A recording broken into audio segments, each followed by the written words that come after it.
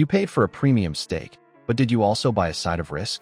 In the next minutes, we'll pull back the kitchen doors at 6 big chains and show you the 2 dead simple signs that meat isn't safe: temperature and storage. If you've ever trusted the sizzle over the science, this will change how you order. Let's start with the steakhouse show: bold flavor up front, sloppy handling in the back. Then Fridays, Applebee's, and more. Watch for the danger zone: stacked trays and reused meat. Learn the quick checks any diner can do before you take that first bite. Quick favor before we move on: if you appreciate this content, consider giving this video a like and subscribing to the channel.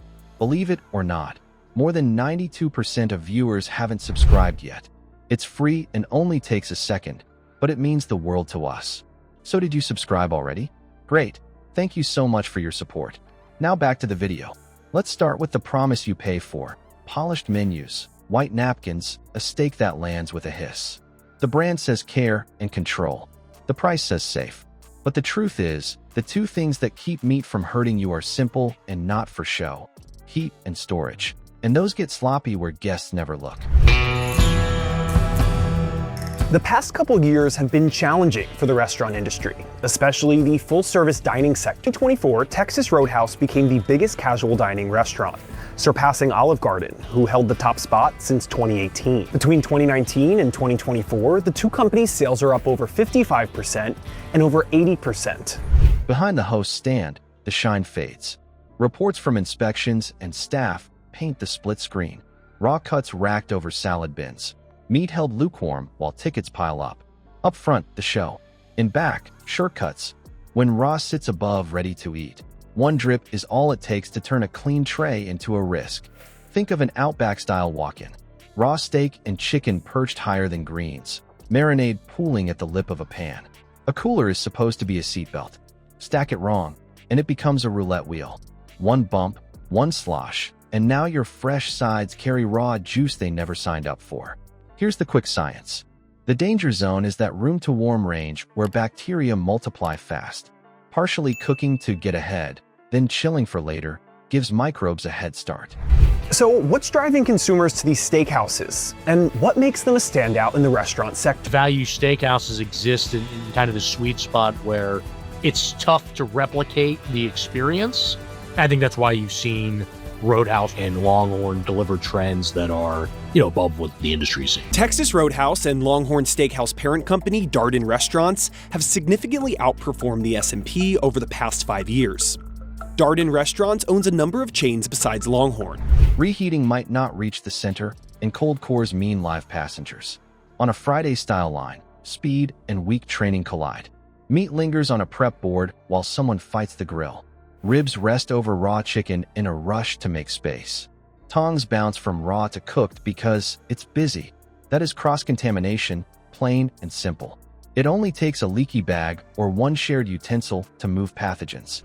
Temperature logs and rotation do the hard work, not the decor. So what do you do with that? Don't let the sizzle distract you. Check that hot food is actually hot.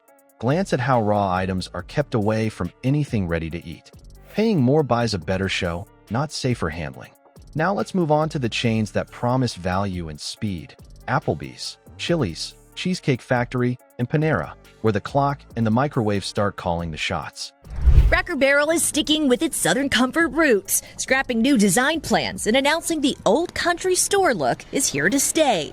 Announcing Tuesday it was suspending all remodels after swift online backlash from customers. Become sort of a symbol of this old-time Americana. Cracker Barrel tested a more modern and bright design at 4 of its 660 locations, but quickly found customers preferred nostalgia over a modern new look. What looks like a quick value meal often hides a slow motion problem: reheats that never hit safe temps, storage that blurs raw from ready. The clock runs the kitchen, and the meat pays for it. Let's start with how these spots move food.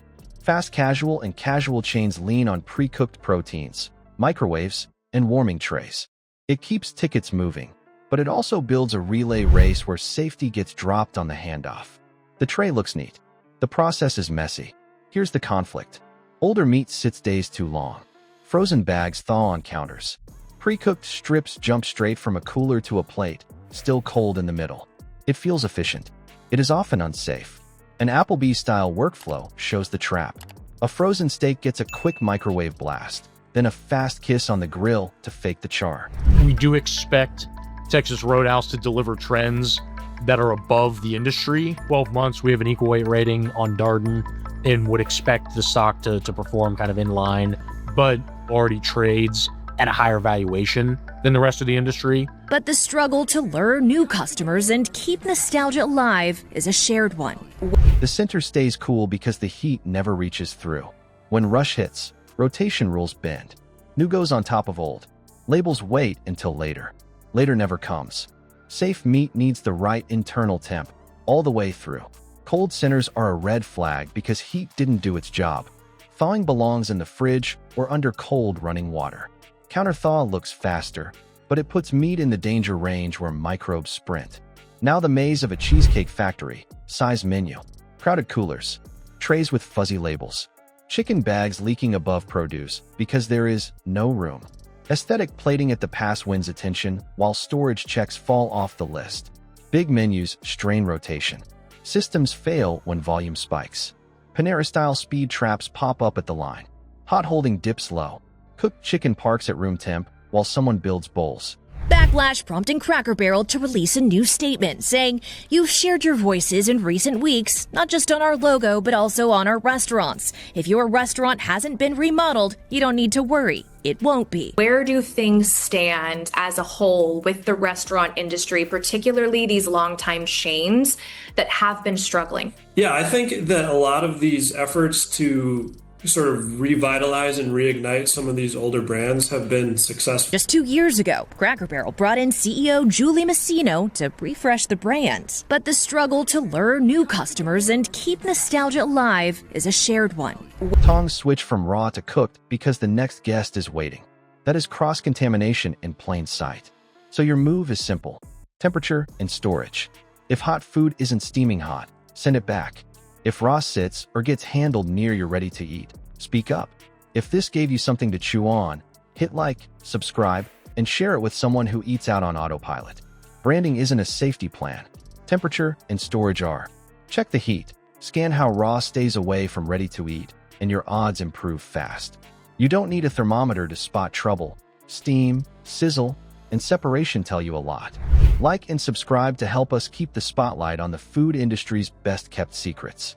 Drop a comment with the safest spot you found and what tipped you off: clear temperature logs, clean line, or staff who actually swap tongs.